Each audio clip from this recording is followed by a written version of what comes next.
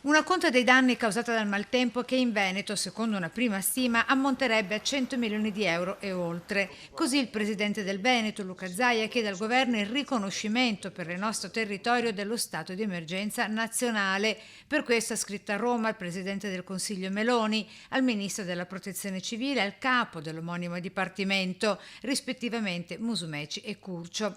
A chiederlo con forza venerdì al tavolo del comune di Dolo anche tutti i sindaci della Riviera del Brenta con i consiglieri regionali e i parlamentari del territorio. Obiettivo: accelerare l'accesso ai rimborsi dei danni. Noi abbiamo bisogno dello stato d'emergenza nazionale, della nomina appunto di un commissario e della dedicazione mirata di fondi a ristorare situazioni come questa, aziendali praticamente a terra, ma soprattutto i tantissimi, in maniera diffusa e capillare danni verso i privati. E anche oggi, dopo il fortunale della notte, una trentina le chiamate in attesa di intervento da parte dei vigili del fuoco, soltanto tra Dolo, Stra e Fiesso, per copertura tetti, abbaini, pannelli fotovoltaici. Soltanto a Dolo, spiega il primo cittadino, ben l'80% della popolazione ha subito danni nel corso dei 4 fortunali con grandine e vento fino a 150 km/h che dal 13 al 25 luglio ha funestato tutto il territorio.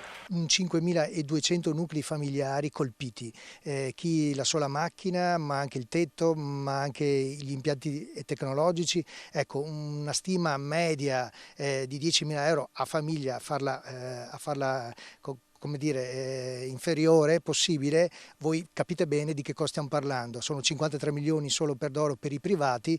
Per la provincia di Venezia anche oggi 3 le squadre di vigili del fuoco al lavoro con un'autoscala con la quale dal comando, insieme agli uomini della protezione civile, si è cercato di rispondere a tutte le chiamate di urgenza con le infiltrazioni d'acqua dal tetto, scantinati e garage per accumulo e difficoltà di drenaggio a causa detriti e fogliame.